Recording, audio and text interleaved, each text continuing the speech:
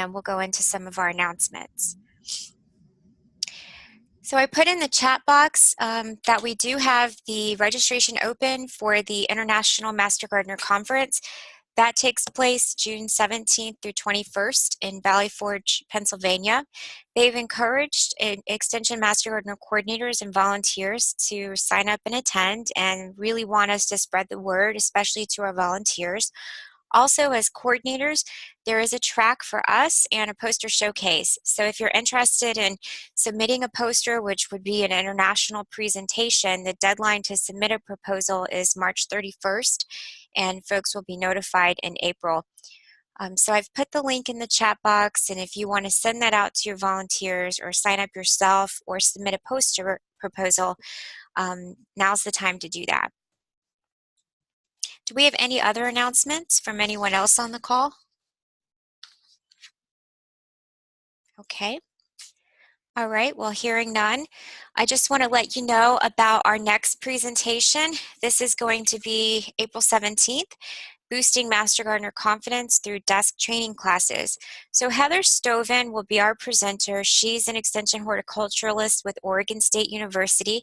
And I met Heather back at the Extension Master Gardener Coordinator Conference in Madison. So I think most of us that have help desks and Master Gardener volunteers, sometimes we run into the challenge of finding volunteers to volunteer for the help desk and volunteers that feel confident working the help desk. So what Heather did a poster presentation about, and what she'll be discussing in the webinar next month, is that she created some additional training classes for her volunteers that staff the help desk. Those topics that they focus on are office resources, equipment such as dissecting microscopes and how to use them, processes and procedures. And she's going to give us some feedback on how successful the advanced training was for the Master Gardeners that staff the help desk, and also how it helped increase their confidence.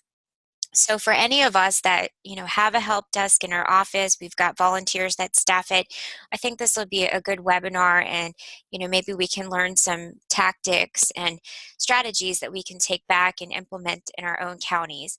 So listen in for that one next month, same time, and we'll send the link out and keep you posted. All right, so if you could all take a moment to just let us know what state you're from and type your answer in the chat box.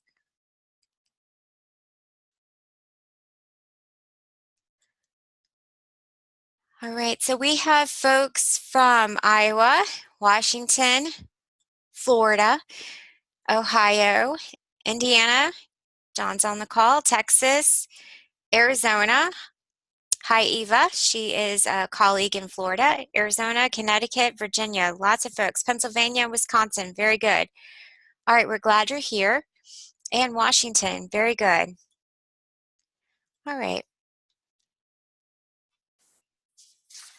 So we're going to go into the webinar, and again, Christine, Hradek, and John Orick are going to be our presenters today. Christine's from Iowa State University Extension and Outreach, and she's representing the SNAP-ed program, and also filling in for Susan DeBlieck, who is the Iowa Master Gardener Program Coordinator.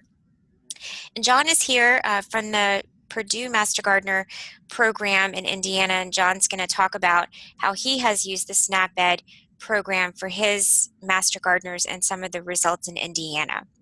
All right, so Christine, if you're on the call, you want to go ahead and try to control the screen? It actually does not show me that I have remote control right now, Nicole. Right. I think maybe we didn't turn that back on. All right, I can fix that real quick. There we go. All right, so you should have an option to take control of the screen now. Okay.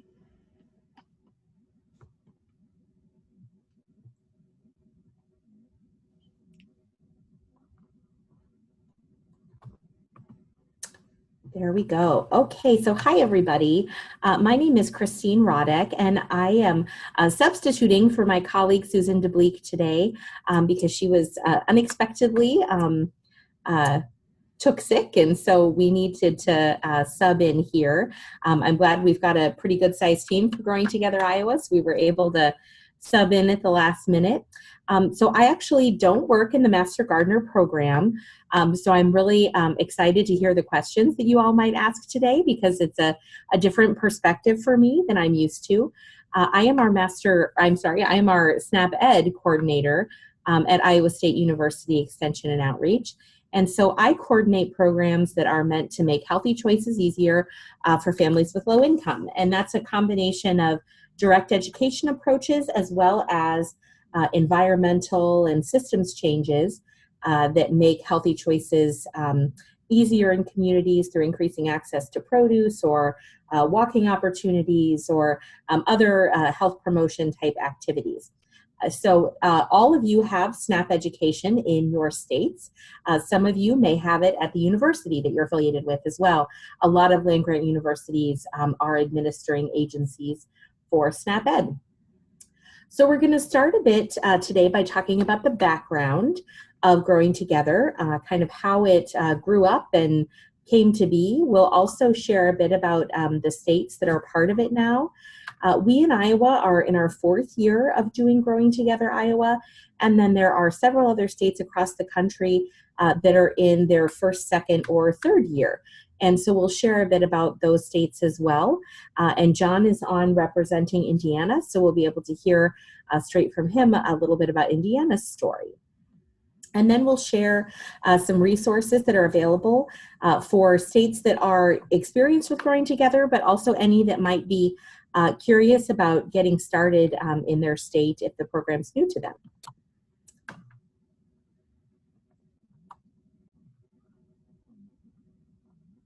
It is not advancing for me, Nicole, so I don't know if you can advance on your end. Tried keys and... You tried the keyboard as well? Okay. All right. Here we go. There we go. Okay. So to start with, we wanted to share a bit about where Growing Together Iowa came from, kind of the genesis of the project. And it started from the fact that SNAP education started to kind of change the direction that it was going in terms of how funds could be used. For a lot of years, for about 15 years, SNAP-ed funds were really specifically for direct education initiatives and some social marketing type work, campaigns and that type of thing.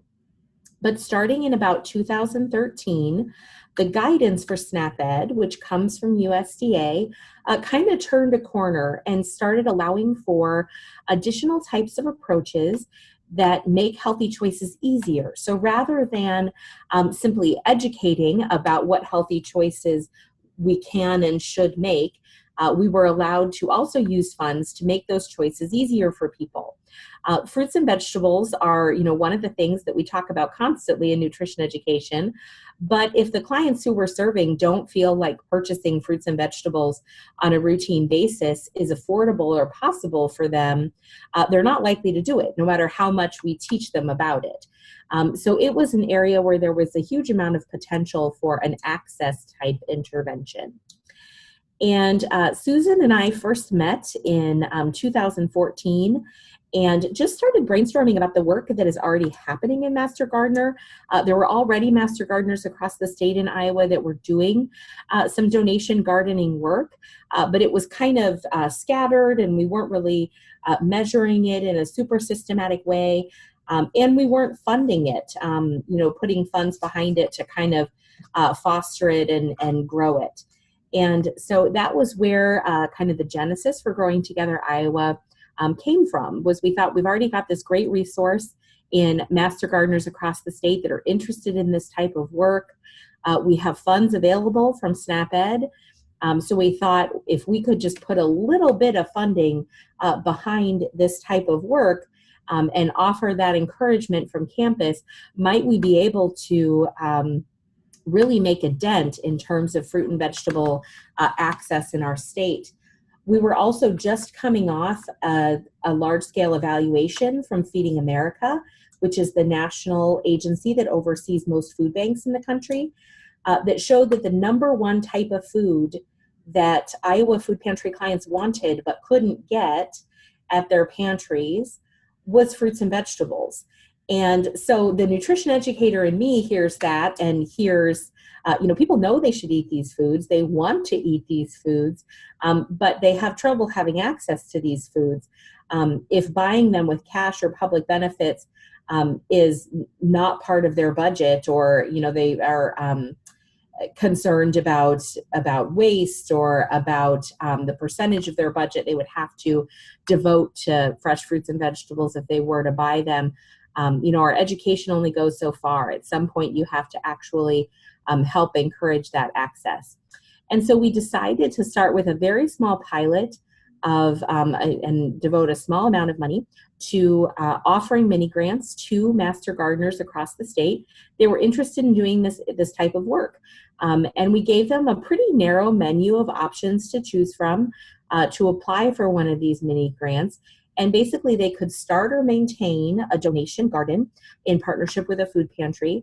They could also engage in food rescue, like rescuing fruits and vegetables from a farmer's market in their community, or set up drop sites where gardeners could bring excess produce, and the master gardeners would see to it that it went to food pantries. So there were a few different options that they could do in that first year. And we've learned a lot since that first year of mini grants, but it was a great start for us. Next slide, Nicole. Okay. So SNAP-ed in Iowa, as in the states where you are as well, is always going to be a combination of direct education and policy, systems, or environmental initiative that aims to not only educate folks about healthy choices, encourage them to use their SNAP benefits and their own food budget for the healthiest foods possible, but also initiatives that make those types of decisions easier. I like to liken it to making the healthy choice the easy choice. Often in our society, the healthy choice can be more difficult than the unhealthy choice, and so we try in SNAP-ed to reverse that when we can. Next slide, please. So here's a bit about the process that we follow with Growing Together Iowa. We did have the opportunity last summer to visit with the other states that are doing this project and kind of see the process that they follow.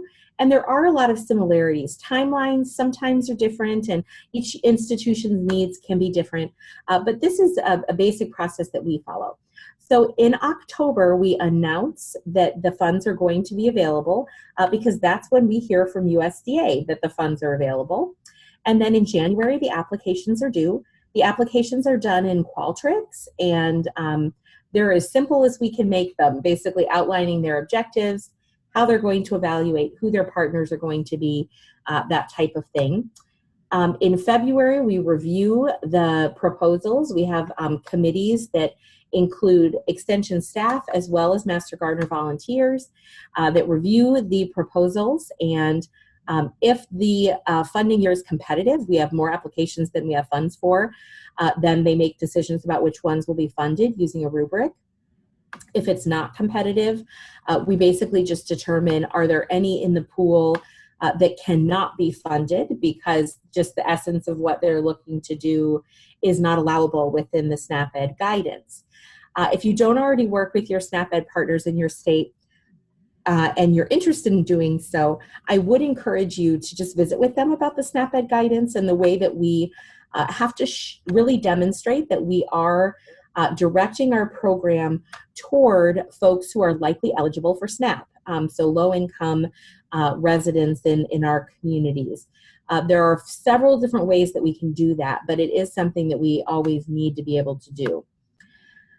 So then the mini grant process, February through September, the mini grant recipients will purchase seeds, plants, scales, sometimes fencing, things to eliminate pests, wash stations, any other food safety equipment they might need.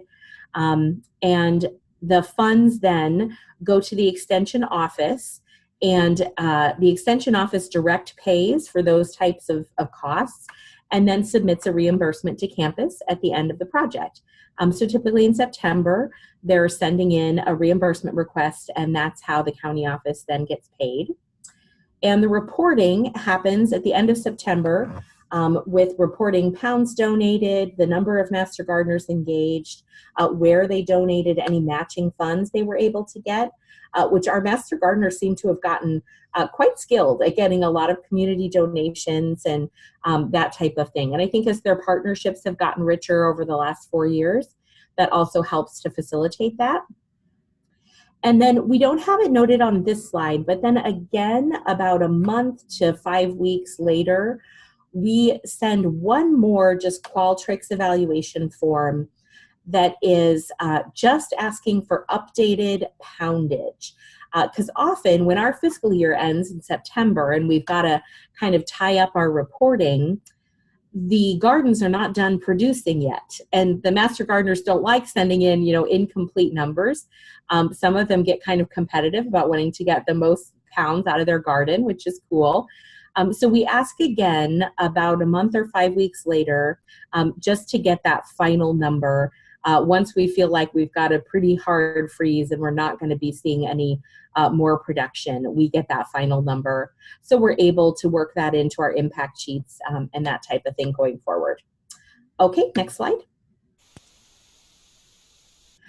So this chart shows the number of dollars invested, the pounds that then were donated as a result of that, and the number of counties that were engaged. So you can see in that first year, we had $21,000, which was our lowest amount by far. We donated just over 64,000 pounds, and we had 14 counties engaged. Then in the second year, the money jumped way up, though the poundage dropped down. And I think a big reason why that happened is we had several counties in 2017 that were continuing from 2016 that chose to, with good sustainability practices in mind, chose to plant perennial crops. So we're planting things that are expensive to put in their first year, something like an apple orchard, but we're not going to see any pounds produced from that in its first year. For example, in Blackhawk County, which is in kind of northeast, north central Iowa, there's a large donation orchard that was partially funded by Growing Together Iowa, and we will not see results of that orchard until this year in 2019. So that's why you see the money go up and the pounds go down in 2017. Then last year in 2018, we had a little boost with our money and a big boost with the number of counties. You'll see it went up to 26 counties. Some of those were new counties, some of them were repeat counties. And we had 82,000 pounds come out of our mini grants in 2018. And then in 2019, we have 22 mini grant recipient counties, and we are investing about $50,000 in those 22 counties. And obviously we don't know our poundage yet, but we expect to see, because we also have counties that are sustaining now, where we're not funding them anymore, but they're sustaining the work. We expect to start seeing kind of an inverse relationship with the dollars invested. The pounds will stay high without the dollars having to stay high, is kind of our hope.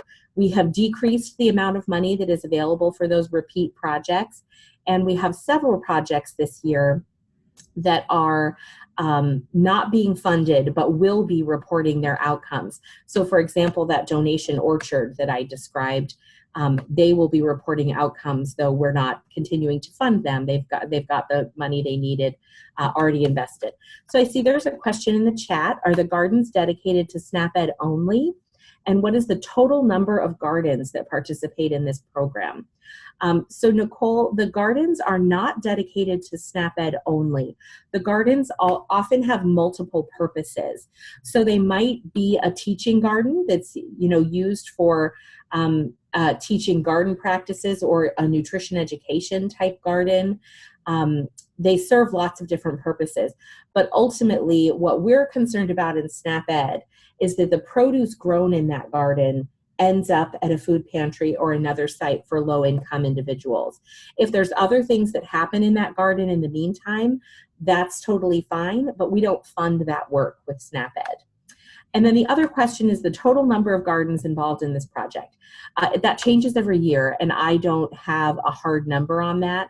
I would say the average number of gardens that are involved in one of our county's projects is probably about 3. We have some that are, 7, 8, 9 gardens, and we have some that are 1 or 2. I'd say the average is somewhere in the neighborhood of 3. So we have 22 counties this year. I would guess that we've got, between 65 and 70 gardens, somewhere in that area. Next slide, please. Okay, so this is a little subset of some quotes that we got last year in our year-end reporting from some of our master gardeners. Just some of the kind of awareness that has been built because of this project. A lot of our master gardeners were not super familiar with food insecurity or healthy food access issues in their communities until they got involved with Growing Together Iowa. And that has been a really interesting thing for us to explore, kind of the cause and effect relationship between working as a volunteer in this type of project and what that means in terms of awareness for these issues in your community. So the first is, and why is there food insecurity in this neighborhood? It is because mom and dad have maybe a job each and their car goes south on them. They need the car so they can go to work. What takes the hit? The grocery bill. So these are just some of the kind of perceptions that our master gardeners shared in their reporting. A second is, so there are a lot of different reasons why people have food insecurity. And I think that's the thing we need to understand, because a lot of Americans are not in the position where they have money in a savings account. If they take a hit on a major item, it's a really big problem. There's a lot of parents who work really, really hard and they struggle. So these types of kind of realizations from our master gardeners and partners in this project go beyond all of the food that gets donated to the pantries to really build community awareness. We've also heard from several of our master gardeners as we've gone out for visits that they've become volunteers at their local food pantry. Once they get into the habit of dropping off a couple times a week and really seeing how the pantry runs and meeting the clients and the folks who work there, it's inspired them to volunteer at their pantry, which we think is pretty cool. Okay, it looks like I have control now, Nicole. So, but it looks like we've moved into a slide for a poll. So are master gardeners in your state donating produce? And your answer, I believe, goes into the chat. And it is giving your state and then a yes or a no.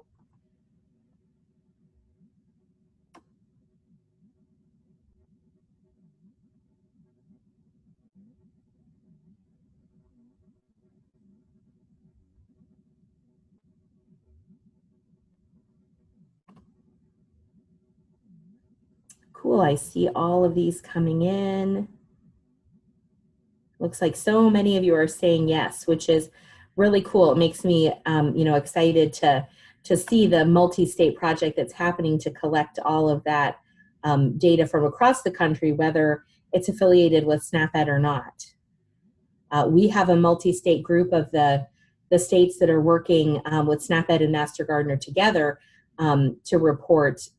But I'm glad all this will be captured in the Master Gardener collection as well. And then I see there's a question here from Karen about how do we assure that rescued food is also clean? So we work with a food safety faculty member on campus here at Iowa State. Her name is Dr. Shannon Coleman, and she has informed all of the food safety training that we've done with our Master Gardeners. We have offered soil testing for those that are creating brand new gardens, and done best practices training, which she is continuing this summer on food safety in donation gardens. And she has also put together some publications and signage that we have made available to our cooperating counties for them to use in their gardens themselves. And I would say that food safety continues to be something that we see as a training priority for the Master Gardeners that are involved in this project, and also for the food pantries that are receiving the produce. We've been thrilled that so many pantries are happy to accept garden produce, but some of them are not super familiar with how to handle it, what needs refrigerated, what they don't need to worry about refrigerating, that type of thing. So that's definitely something that we continue to work on, and we have shared resources across the multi-state SNAP-ed Growing Together group about food safety. Additionally, starting this year, ISU Extension has hired 2 healthy food access specialists who will be serving the east and west sides of the state, and they too are putting together a food safety training aimed at food pantries specifically around produce. So I see another question, is pounds by a scale the only way to determine donations, or do you offer a row crop estimation method? We do not offer a different estimation method. We have just used pounds, and a row crop estimation method would go beyond my horticulture experience, but perhaps Susan could speak to the feasibility of that in our project. But I think you can measure it however you need to measure it. When it comes to communicating the impact of the program to USDA on the SNAP-ed side, which is where I am, we have to communicate it in a way that anybody can understand. And pounds is something anybody can understand. And we use a very simple kind of equation for converting pounds to servings. In general, 1 pound of produce typically will equate to about 3 servings of fruits or vegetables. And so that's what we use. But I think if the audience that you're trying to communicate your impacts to understands more about horticulture, you may be able to use different measures as well. Okay, so our next slide is about the larger Master Gardener data collection related to food donation. So this is not just the SNAP-ed partnership, but all of the Master Gardener work related to food donation. So Nicole, is someone else going to speak to this slide, or does it kind of speak for itself? Sure, and I actually have a link to a website I'm going to try to pull up. I hope you guys can see it. It might be a little bit small. Can you all see that? Yep, we can see it. Okay, so the National Extension Master Gardener Committee has been working to send out surveys to figure out, how Extension Master Gardeners are contributing to pounds of produce donated. And so Mike Maddox is coordinating this effort. And at the beginning of the year, he sends out a survey to Extension Master Gardener coordinators, and you fill in information and report it from your state of the number of pounds donated. So in 2017, 17 states provided information toward the survey, and they found that Extension Master Gardeners and the programs were donating 720,000 pounds of produce. And preliminary data, which is, I believe, due this month, so far has 12 states contributing, and it's shown that 385,000 pounds have been donated so far this year. So if you get the survey from Mike and you are one of those states that's donating produce to SNAP-ed or other programs, see if this survey applies to you and complete the survey, and then hopefully we can start to fill in all of those states on the map and get that data to Mike, which then goes to the National Committee, which also helps to explain the efforts of our volunteer programs. And if you have any questions about the survey, you want a link to the survey, you want to contribute or find out more, contact Mike Maddox. And again, he's on the Extension Master Gardener Coordinator National Committee. And if you need that information, I can provide you his email as well. Okay. Okay, thanks, Nicole. You're welcome. I did see that there was a question that popped up about whether we follow up with food pantries to determine how much food is wasted versus how much is actually distributed to families. So we on campus do not do that type of follow-up, but in the communities where these partnerships between master gardeners and pantries are happening, they do. So we, as part of the application process, encourage them to talk with their pantries about the types of produce that they want and the timing of receiving that produce. You know, if there's a day of the week or time of the day that it really ought to be delivered, to go out as quickly as possible. And then to kind of keep in touch with that going throughout the growing season and in planning for the next year. So if we had way too many tomatoes or way too many zucchini, get that feedback and adjust plans again for the next year. Generally, I would say it's rare that we hear from a food pantry that the produce is not moving out the door super quickly. Usually the message is that it's out, you know, very quickly upon receiving it. And a lot of pantries make fresh produce kind of part of the free table at the end of the pantry, at least in Iowa, where it's not part of the kind of preconceived categories of food that you receive, but instead when you get to the end of your shopping, there are certain things that you can take freely, as much or as little of as you would like. That's often where the produce ends up because it comes in quantities and varieties that cannot necessarily be equalized among all clients. So it ends up there. And so if a pantry client comes through that takes none, another one might come through that takes, you know, a whole bunch of tomatoes because they can, you know, or something like that. And so we generally do not get feedback about waste.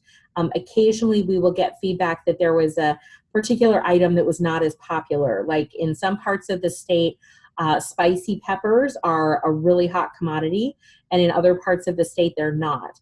But in general, the master gardeners try to approach that by talking with the pantry up front before the garden is ever planted about what types of produce are going to be the most well received by your audience, coming to understand any cultural influences that may be taken into account to grow food that is most appropriate.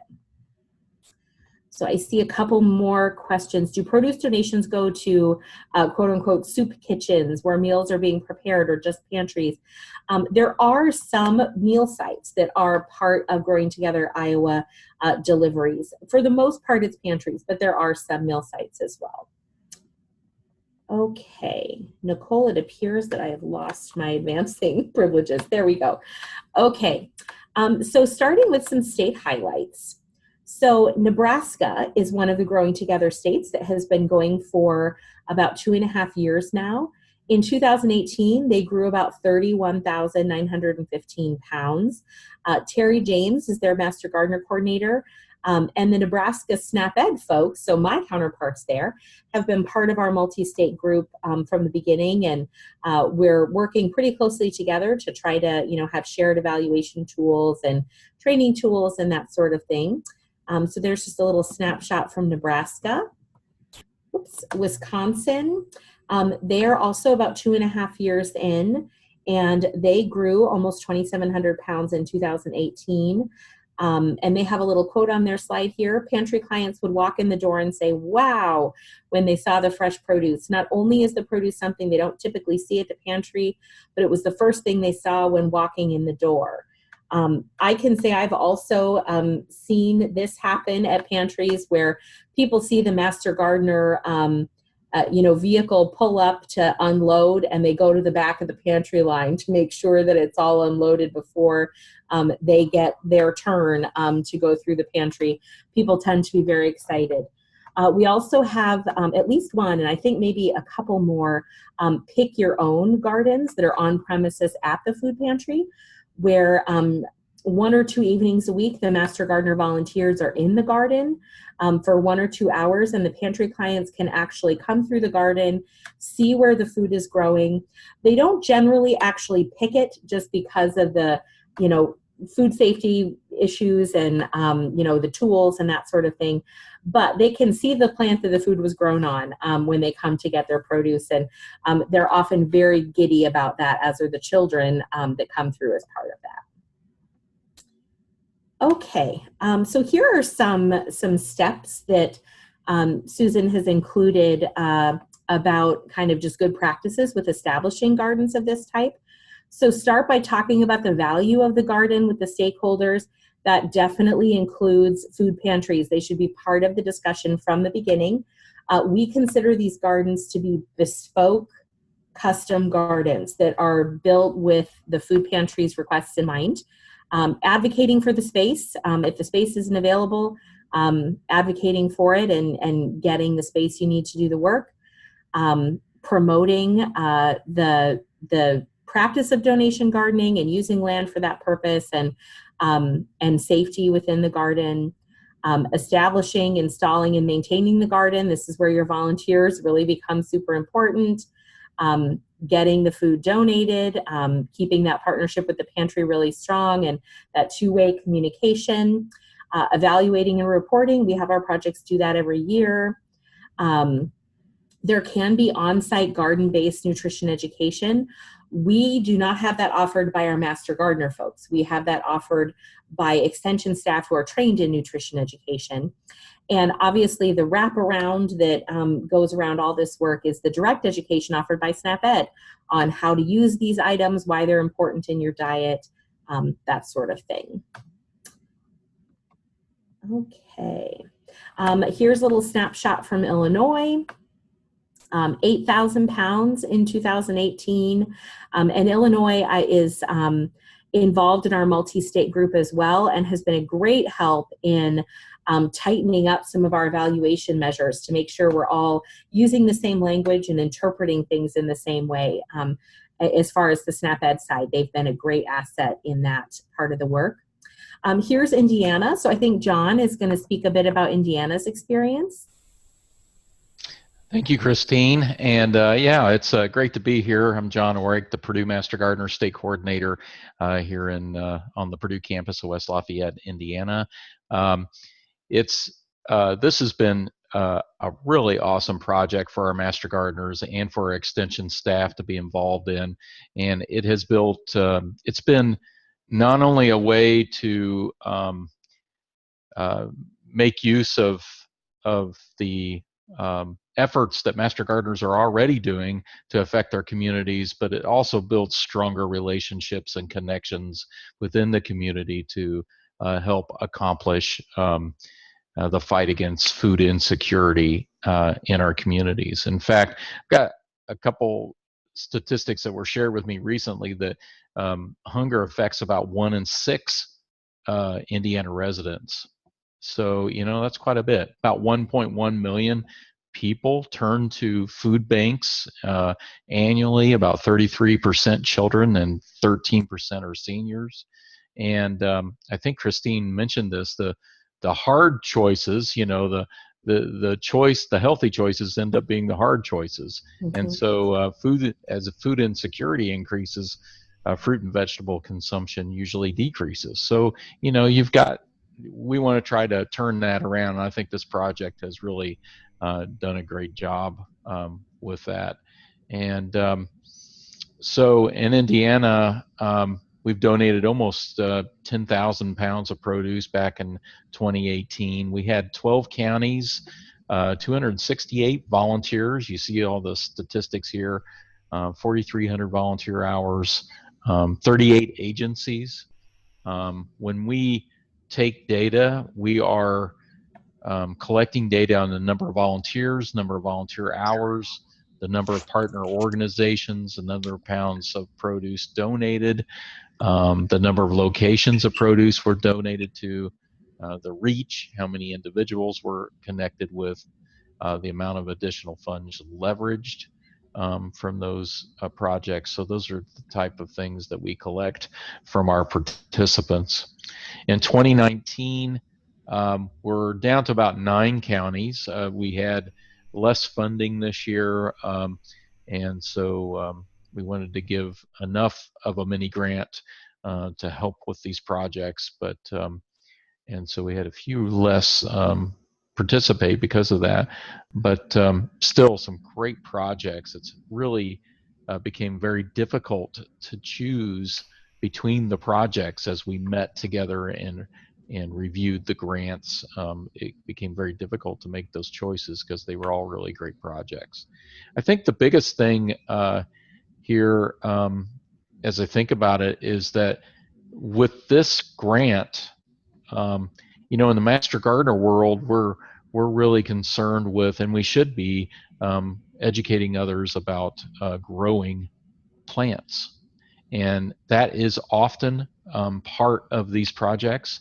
But the grant is for the connection to the food pantries within the community, and so that was one thing that we saw that we really want to do more education on, is how to get that connect strategy increased.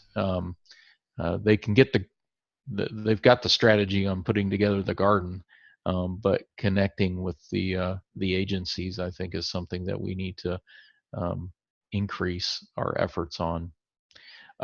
So some of the lessons that were learned in the past that were shared with myself and my colleagues, Blake Connolly, which is Christine's counterpart at Purdue with SanP-ed, and Rosie Lerner, which is my colleague here in horticulture, our consumer horticulture extension specialist, were that they need to start with more volunteers than they think they're going to need, because people often get burned out. There are things that come up in their lives, and you end up needing more volunteers than you think you need when this project gets going. When it starts to get into that season where gardens need to be maintained and the harvest is plentiful, then you need a lot of hands to go in and take care of those sites. So that's one lesson. Involving Extension Master Gardener volunteers from the very beginning, so that they feel ownership, and that you make those connections with the agencies and with the we have community wellness coordinators that work with SanP-ed and food food education in communities, and so involving the Extension Master Gardeners from the very beginning, not just when they're planting the garden, is an important thing. So they get the full vision of what this project is about. And then local producers have helped quite a bit with produce when it's been lacking. Maybe there's been some problems with some of the gardens, and so that has been something that some communities have shared, that those local producers have been really helpful. So just a little bit from Purdue and our experience. We do have a couple of mandatory volunteer trainings when we begin these projects. I think Christine was talking a little bit about food safety. We have a food safety training video that they watch, and that's required for the volunteers to watch, and then also a training video on food insecurity. We want our volunteers involved in this project in any role to be trained in these two areas specifically, and to gather more training so that they're able to interact in the best possible way with clientele in the project. So, and I don't know if I have control or not. Thanks, But John. I think that's all I have there. So. And I would echo, this is Christine again, I would echo John's sentiment about starting with more volunteers than you think you're going to need. You know, caring for a vegetable garden is a lot of work. And we also, starting last year, really kind of shifted our encouragement with our master gardeners as well, to not think that they need to do it all, but to connect with other volunteer teams in their community, connect with their 4-H'ers, and find the help that they need to make the work manageable. Because if there's 2 or 3 master gardeners that are really committed, it's going to be a ton of work for them. So instead, getting creative about who the other volunteers are that you might be able to use as a resource, we really encourage that as well. Yeah, thank you, Christine. The other thing that I'd like to do this year is visit some of these gardens. And I learned that from Christine and Susan here this past summer, but I'd really like to get out there and visit some of them and just make a connection there. The other thing that we have are signs and signage that we offer for the gardens and for the pickup locations, and so that we can promote the program and the efforts and the partners involved, and make a connection in some way there too. So I think that's kind of a good thing to let the public know what's going on. So Yeah. Great. Well, thank you, John, for yeah, sharing thank you. Indiana's story. I see that there's a question in the chat. John, are the gardens used for direct education?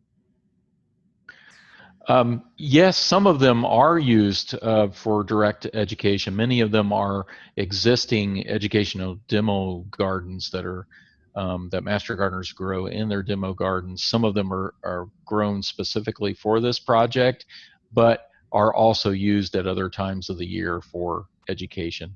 And I'm seeing more and more proposals with educational components for youth. So we're seeing more of that. So I can't say that every garden is used that way, but most of them are. Yes, and I would say that's the case in Iowa too, that we have, it's pretty common that they serve multiple purposes, and youth education is definitely one of them. Okay, so there we go.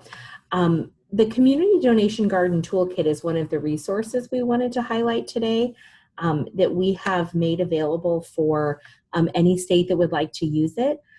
This was actually created by a doctoral student who worked with us throughout her PhD studies and is finishing up her work this semester. And one of the kind of deliverables we asked her to create for us was a community donation gardening toolkit that anybody could use, whether they were part of one of these funded projects or whether it was just a community group that was interested in doing this type of work. So Nicole, if I can ask you to stop share, I will just quickly show the website itself. Sure thing. Okay. Okay.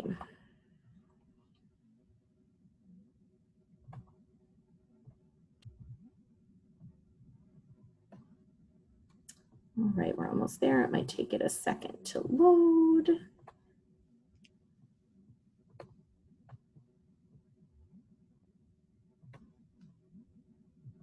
So the Donation Gardening Toolkit is an online tool. We view it as a living document. It'll be updated as it needs to be.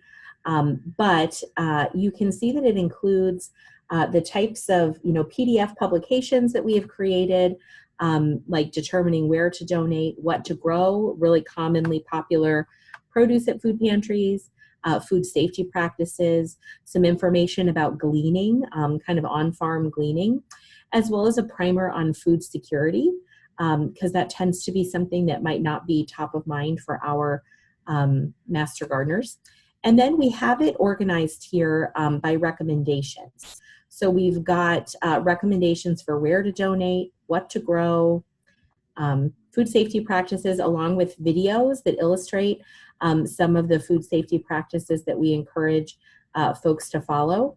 And the pictures and videos were actually done from one of our Growing Together gardens. So they are meant to look really accessible and practical, not look like they're on a sterile commercial operation. Even from like not taking your phone with you into the garden, leaving it so you're not tempted to touch it while you're working. So we think that this is a really great tool. We think that this is something that's also going to be really practical for a lot of folks to use. One of the resources on it is this map that obviously is Iowa only, but might be something other states would be interested in doing, where folks can find their county where they live and work, and find a local pantry in that county that has accepted produce from Growing Together Iowa in the past. If they're not sure how to get connected with a pantry in their area, we maintain this database so that they can get connected with these pantries. Okay, so I'm going to stop my share, Nicole, if you want to resume the slides. Okay. And if you are looking to access the Donation Gardening Toolkit, I can put a link to it in the chat box so that you'd be able to get it there. also, if you just Google ISU donation gardening toolkit, it's the first thing that comes up. But I just put a link in the chat as well. So I'd encourage you to just check that out. It does appear that I do not have control to advance right now, Nicole. All right, I'll go ahead and move the slide. Okay. So this is a video that's also available on our Master Gardener YouTube channel that shows food safety practices within donation gardens. We have gotten the feedback from our Master Gardeners that they prefer their food safety training to be really practical and very much actionable. They're not really interested, we have found, in a lot of the academic dynamics of bacterial growth and that sort of thing. They're more interested in what practices do we need to implement in our garden to make sure that we are growing food safely. So we have really directed our training that way, creating these simple videos. Our colleague, Dr. Shannon Coleman, is also doing some on-site food safety training throughout this summer that, again, is in the garden, really geared toward those practices. Okay, next slide, please.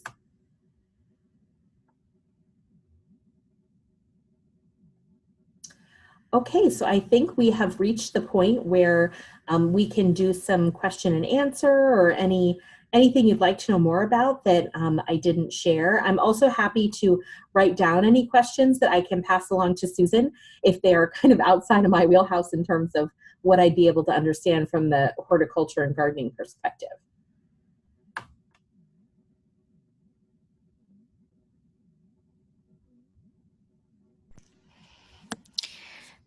Christine, this is Nicole. I thought your point about the peppers was well taken. Here locally, we had a community garden at a church that was growing copious amounts of kale, and they donated it to the food pantry, and the folks didn't know how to cook it. So it took some education on different ways that you could use kale, and then I think they significantly scaled back the amount that they produced. But you made a very good point about kind of understanding your clientele and which vegetables they'll use, and maybe thinking about how if you have those on-site educational opportunities, you could even expand it into how do we use these vegetables and cook them and make nutritious meals. And do you all have any experience with transitioning from the garden into healthy cooking at home? So in the communities where we have direct education that's SNAP-ed funded, or you may have heard of a program that every land-grant university also has that's called FNEP, that do direct education opportunities for adults with low income and youth with low income on cooking skills, food budget management, basic nutrition. Those folks would really be allies to Master Gardener programs in this work. They would be able to do the types of food demonstrations, cooking classes, nutrition education. They have all of that training, and that's why we see this type of work as such a great partnership with SNAP-ed. Because most land-grant universities have SNAP-ed, most land-grant universities have Master Gardener, so those pieces are already kind of in place. It's just getting them talking to each other and working together in unison. So that's when these projects work best, is when there is that kind of joint work. Thank you. Yep. So I see there is a question in the chat that's kind of long.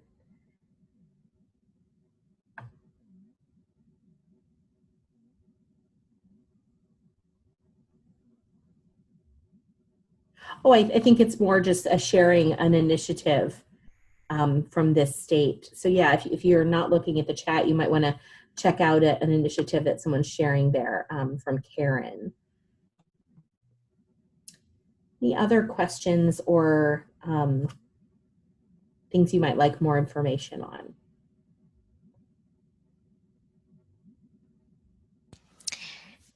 I think the gardening toolkit website that you shared, I'll put that link, I'll send it out when I send out the recording, but I'll also post it on our community of practice page. But there were a few PDFs listed on that website that I think would be helpful to many of us.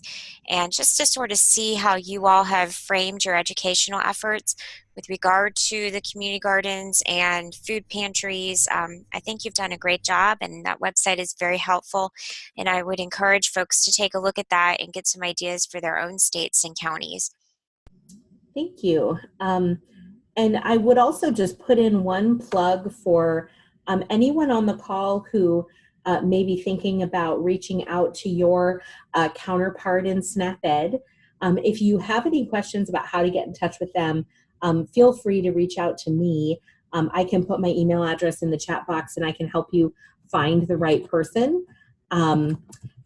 It might also be helpful to just, in your conversations with them, to know that the SNAP-ed folks that are doing this work in partnership with Master Gardeners, so there are 5-6 states right now who are doing it, and we meet about every other month or so, every 2 to 3 months, for calls together, the SNAP-ed side of the work, to formulate any kind of shared initiatives we want to do, make sure we are following the practices we need to be able to do the joint evaluation and share one report of how all of the states have done collectively, which is really important for making the case for this work. And so I think that that's just something you might want to share, is that if they feel a little bit hesitant, let them know that there is support on the SNAP-ed side. And we're also happy to have states join that group, even if they're not really sure yet if they want to be part of this. For example, Michigan has been participating in our calls, I think, for a year or more now, and they're just starting their programming in 2019. So it's fine if somebody wants to join in those calls, just to kind of see what the support system looks like, see what other states are up to, and just test the waters a bit before they actually commit to doing the work. So that's just something you can kind of put out there, and I'd be happy to visit with your SNAP-ed folks if they have questions about what this all really looks like in the SNAP-ed world. But not seeing any other questions coming in the chat. I don't know if we want to, I think you had some closing things, Nicole, that you wanted to do. I just want to thank everyone for being on the call today, and I wanted to thank you, Christine and John and Susan, who wasn't able to be here. But it seems like you all are doing wonderful things in your community, and the collaboration is something that we can all learn from. So I really applaud your efforts. And when you're seeing thousands of pounds of produce donated every year, that makes a big difference, especially in some of those food deserts and impoverished areas. So congratulations to you guys, and to coordinating the volunteers and the work that they've done. And then as a result of this webinar, I noticed that we came up with some really good resources. So we identified the Community Donation Gardening Toolkit website, and we'll post the link again to that when we send out the recording. John gave some great feedback on some lessons learned in his community and with their program. Also, we'll post some other resources as well, and if anyone has any questions, it seems like, Christine, you're a good person for folks to contact if they want to implement something in their own county or state. So thank you for doing that. I also wanted just to remind everyone that, again, our next webinar is April 17th, and we'll have Heather Stoven talking about her Master Gardener Advanced Training classes for the Help Desk. We'll also send out the link to the survey that was mentioned for the National Committee and the food donations that Mike Maddox is spearheading. And let's see, last but not least, don't forget that the International Master Gardener poster sessions, the deadline to submit is March 31st. So that would be a great opportunity for coordinators, and please spread the word about that conference for yourselves and your volunteers. So thank you, Christine and John, for presenting today. It was a great webinar. I learned a lot. I'm sure everyone else on the call did. And again, I really appreciate all the work that you're doing. I can tell you all are doing just great things in your states. Thank you, Nicole. Thank you, Christine. Thank you, Susan, wherever you are. In Yes. bed, I hope. You I should feel be. better. Susan prepared all of the slides, so yes, thank I you. know Susan. And she I did a just lot of have to work. hop in and do the talking at the end. So. All Yeah. right. And Denise, I will be in touch with you. Can you put your email address in the chat for me, and I will get back to you with your question there. Awesome. Thank you. Okay, well, thank you everyone for being on the call today. We'll send out the link to the recording and we'll post the notes online. And if you have any questions, you can reach out to me, John, or Christine, or Susan. Okay, thanks everybody. Thank you. Thank you very much.